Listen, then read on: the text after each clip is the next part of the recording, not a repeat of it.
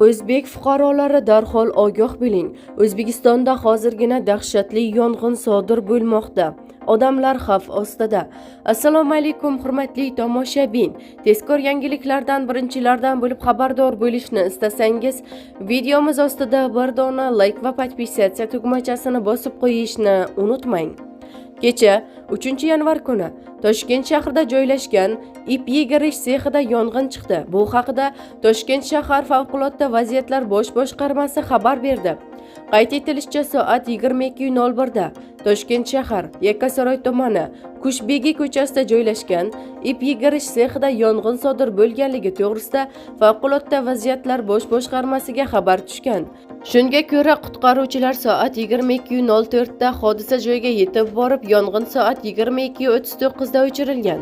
Bildirilishicha, aytilgan manzilda tan jarohati olganlar yo'q.